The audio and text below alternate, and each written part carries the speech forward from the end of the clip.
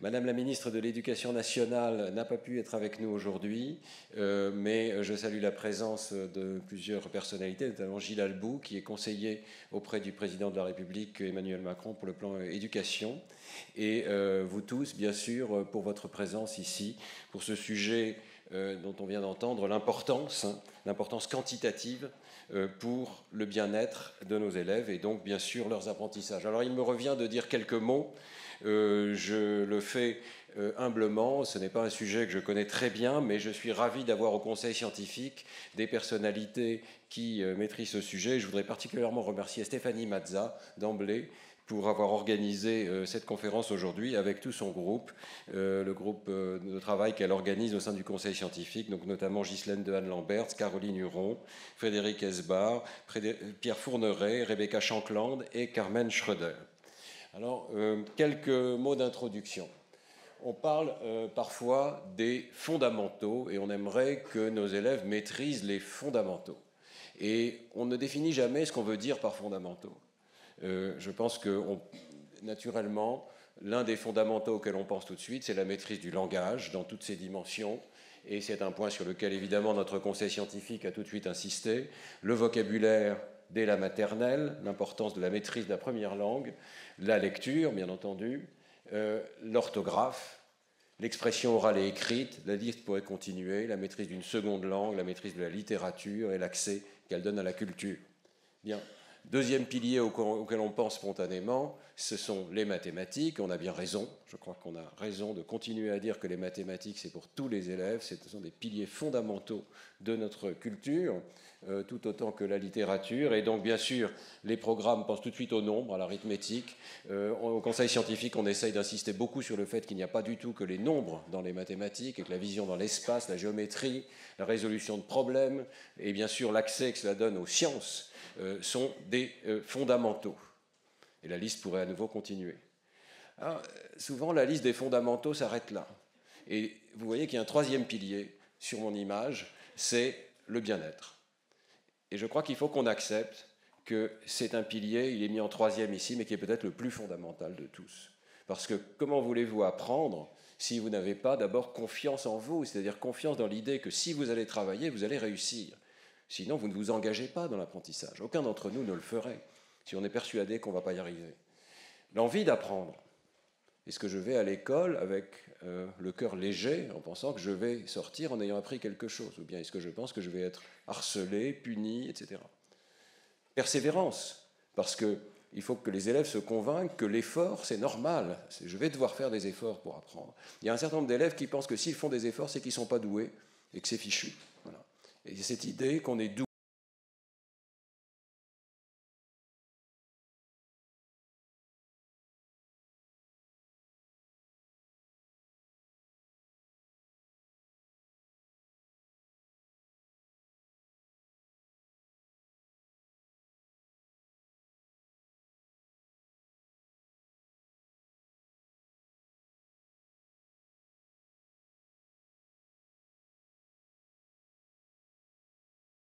Avec les autres, d'avoir confiance dans les autres. Donc moi, parfois je résume ce terme de compétence psychosociale de façon trop rapide, mais ça permet d'avoir une sorte d'aide-mémoire, confiance en soi, confiance dans les autres. Il faut être capable de collaborer avec les autres, et c'est un domaine très important de la formation scolaire, d'arriver à trouver les moyens de travailler ensemble.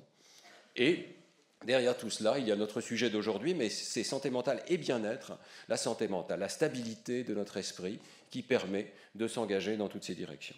Alors c'est de ça dont nous allons parler aujourd'hui, mais vous voyez que les deux premiers piliers ne pourraient pas exister s'il n'y avait pas le troisième.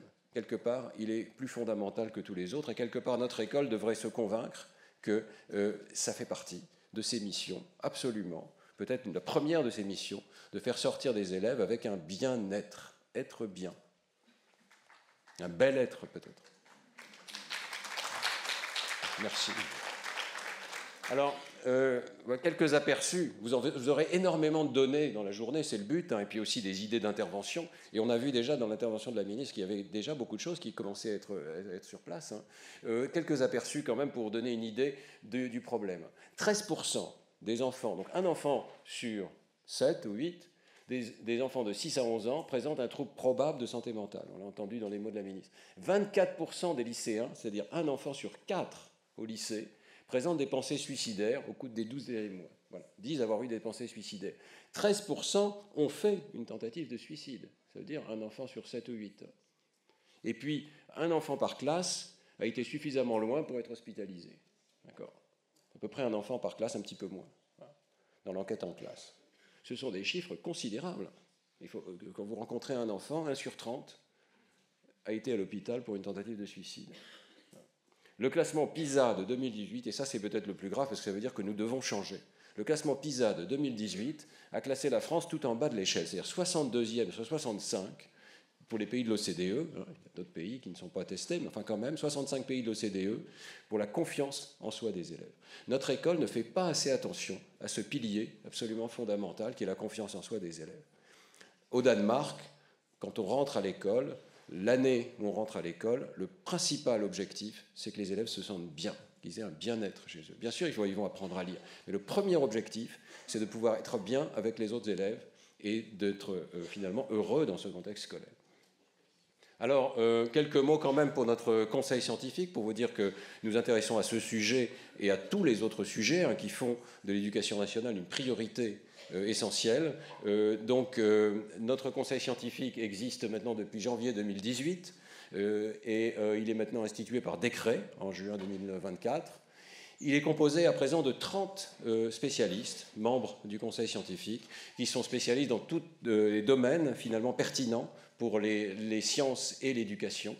Et il collabore très étroitement, bien sûr, avec les membres de l'administration centrale, les services et les opérateurs du ministère. Il peut s'auto-saisir, mais il peut aussi être saisi de questions par le ministre et par vous tous, je dirais. S'il y a des sujets qui vous paraissent essentiels, ces scientifiques sont à disposition pro bono pour tenter d'apporter des réponses scientifiques, voir ce qui existe dans la littérature et proposer des expérimentations. Alors c'est ce qui est résumé ici, faciliter la prise en compte des apports de la recherche scientifique, de l'expérimentation et de la comparaison internationale dans le domaine éducatif, c'est-à-dire aider à sélectionner les actions qui ont fait leurs preuves, impulser de nouvelles expérimentations, créer une sorte de culture de l'expérimentation à l'éducation nationale qui fait qu'on essaye de choisir des idées qui ont été éprouvées et quand on a des nouvelles idées, on les met à l'épreuve, pas sur l'ensemble de la France immédiatement, mais dans un sous-groupe pour vérifier ce qui marche et ce qui ne marche pas, et mettre des recommandations concrètes auprès des acteurs et promouvoir généralement cette culture de la recherche.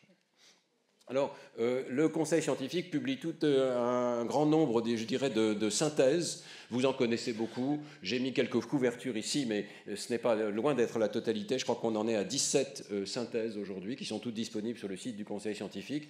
Donc, évidemment, sur les 2 premiers piliers dont j'ai parlé, maths et langage, nous avons des recommandations sur l'ouverture aux mathématiques à l'école maternelle, sur apprendre à lire. Bien entendu, ça a été un des grands sujets du conseil scientifique et il ne faut pas le lâcher. Nous avons une science de la lecture qui est extrêmement stable et qui doit être utilisée, sur le vocabulaire en maternelle. Et puis nous avons un certain nombre de recommandations qui sont peut-être plus générales, plus transversales et qui touchent de près ou de loin à notre sujet d'aujourd'hui, santé mentale et bien-être. Donc pourquoi évaluer les élèves? Ça va permettre de mieux répondre à leurs besoins spécifiques. Pourquoi dormir? Le sommeil est un pilier important, je vais y revenir dans un instant.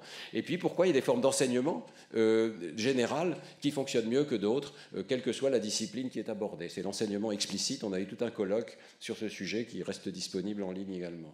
Alors, ces textes, beaucoup d'autres, sont recueillis sous forme de livres. Donc, vous les trouvez en librairie. Ça veut dire, l'intérêt, c'est que ça n'est pas uniquement sous forme de PDF. C'est disponible sous forme de format papier que vous pouvez mettre dans les bibliothèques de vos établissements, des instituts de formation. Nous souhaitons vivement que ces documents puissent servir à la formation des enseignants. C'est le but.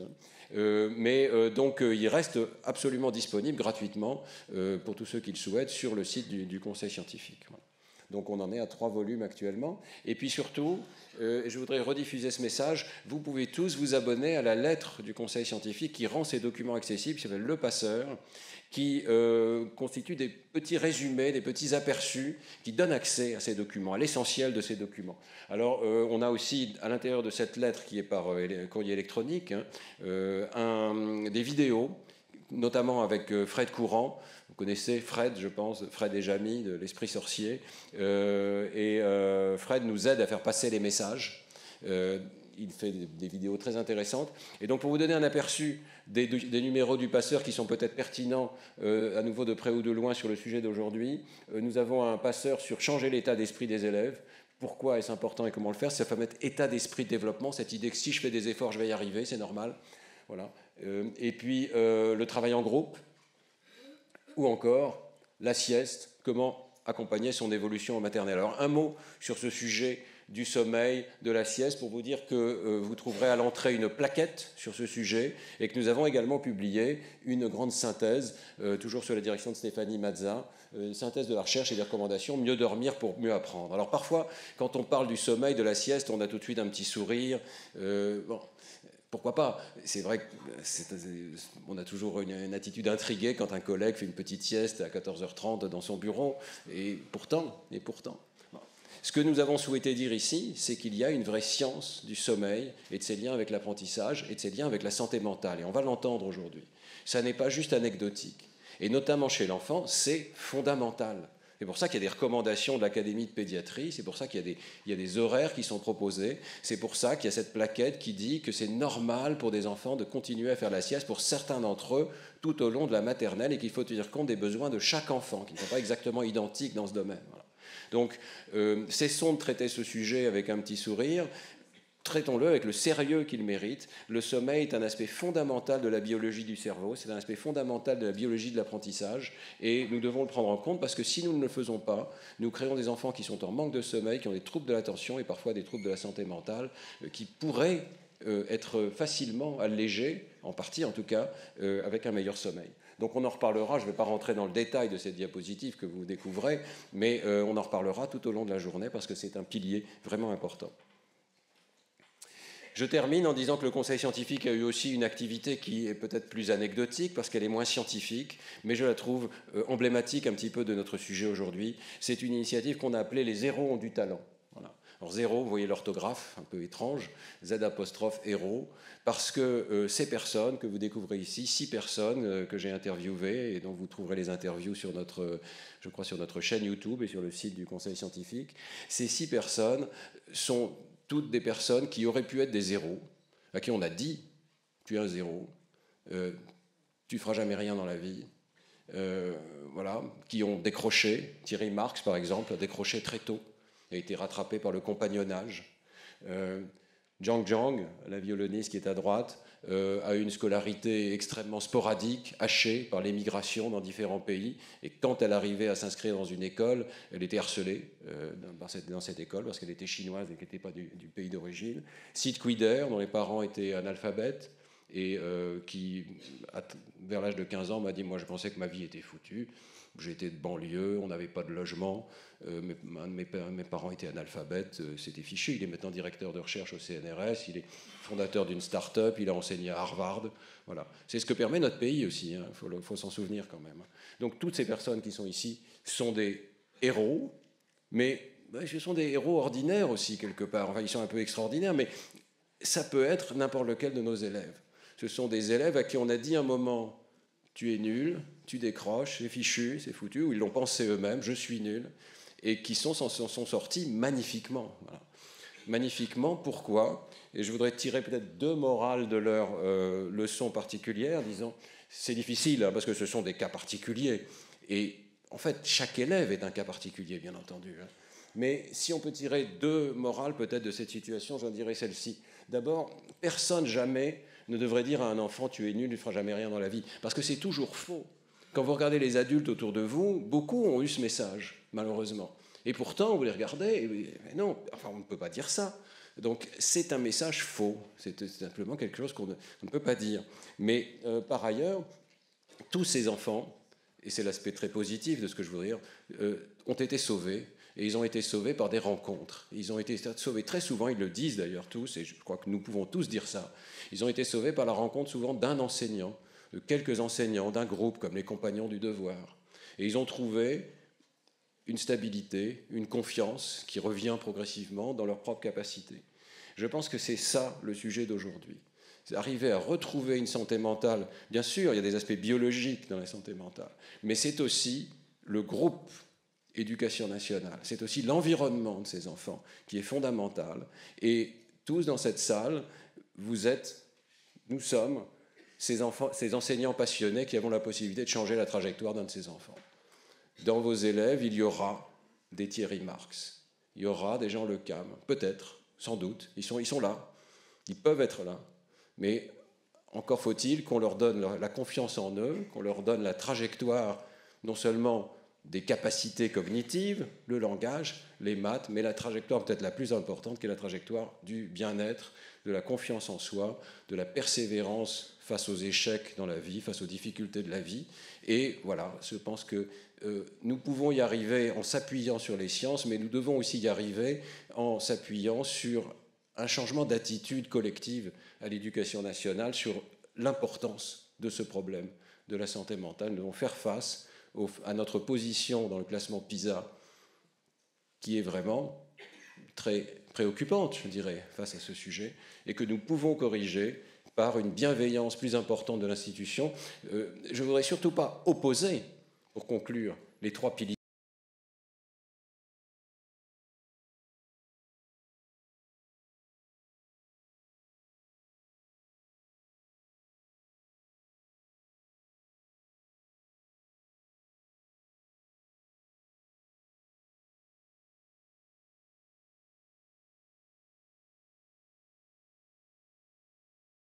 mentales, de s'adapter aux besoins des élèves pour les porter vers le haut. Les élèves découvriront et récupéreront confiance en eux, en grande partie parce qu'ils découvrent qu'ils sont capables d'apprentissage. C'est un cercle vertueux qui doit être institué, qui mélange ces trois piliers pour former finalement un seul, qui est la capacité d'épanouir nos élèves à travers l'éducation nationale. Voilà un petit peu mes convictions.